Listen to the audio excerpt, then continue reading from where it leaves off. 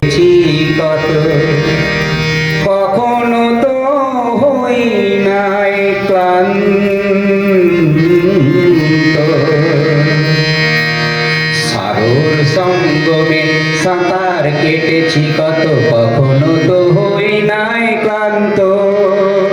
তথাপি মনের মন প্রশান্ত সাগরের উর্মিমালা অশান্ত, সাগর সঙ্গমে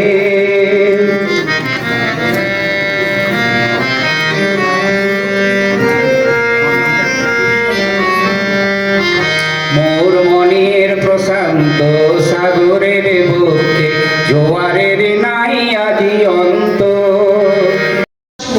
এই সময়ের প্রতিনিয়ত যিনি কবিতা, গল্প এবং সুন্দরভাবে সঞ্চালনা করেন, বেশ কয়েকটি কাব্যগ্রন্থ প্রকাশিত হয়েছে।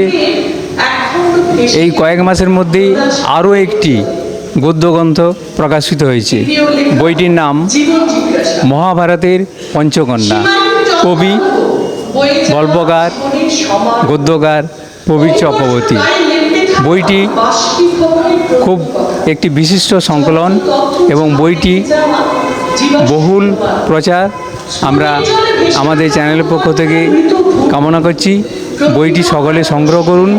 সংগ্রহ করে পড়ার পর বুঝতে পারবেন যে মহাভারতের পঞ্চকন্যার বিভিন্ন জীবন বৃত্তান্ত আমরা সেই কবি প্রবীর চক্রবর্তীর কাছেই এই বই সম্পর্কে আমরা কিছু কথা জেনে নেব।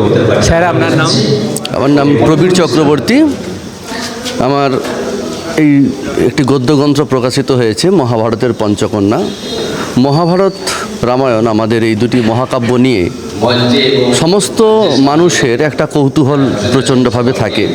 মহাভারতের 5টি নারী চরিত্র এর মধ্যে আছে কুন্তী, দ্রৌপদী, গান্ধারী, চিত্রাঙ্গদা এবং নাগকন্যা উলুপী। এই 5টা নারী চরিত্রকে মহাভারতের রচনাকার ব্যাসদেব যেভাবে দেখিয়েছেন সেই গল্পটা তো এর মধ্যে আছে, তার সঙ্গে কিছু বাস্তব বিশ্লেষণ আমি করার চেষ্টা করেছি। কারণ মহাভারত নিয়ে যারা গবেষণা করেছেন তারা অনেকে বলেছেন যে মহাভারতের কোনো কোনো জায়গা হয়তো প্রক্ষিপ্ত হয়েছে, কারণ সেটা রূপকথার মতো, সেটা হয়তো বাস্তবসম্মত নয়। সেই জায়গাগুলোকে আমি এতে বিশ্লেষণ করার চেষ্টা করেছি যে বাস্তবসম্মতভাবে কিভাবে সেই চরিত্রগুলো, সেই গল্পটা কীভাবে বাস্তবসম্মত হয়, এইভাবে বিশ্লেষণ করা আছে। এই গদ্যগ্রন্থটি আপনারা পাঠ করলে এক আলাদা অনুভূতি আপনারা পাবেন। 5টা নারী চরিত্রের সম্পর্কে আপনারা পুঙ্খানুপুঙ্খ জানতে পারবেন এবং এই বিশ্লেষণটা আপনাদেরকে অবশ্যই ভাবাবে। এইটুকুই কথা বলছি। আমরা জানলাম যে মহাভারতের পঞ্চকন্যার বিষয়ে লেখকের কাছ থেকে তার অনুভূতি এবং সংক্ষিপ্ত বিবরণ মাধ্যমে তার গ্রন্থটির পূর্ণাঙ্গ বিষয়ে তুলে ধরলেন। আমরা চাইব যে এই গ্রন্থটি সবাই সংগ্রহ করবেন এবং পড়বেন এবং আপনার মূল্যবান মন্তব্য প্রবীরবাবুকে পাঠিয়ে তাকে তার লেখার জন্য আরও উৎসাহিত করবেন।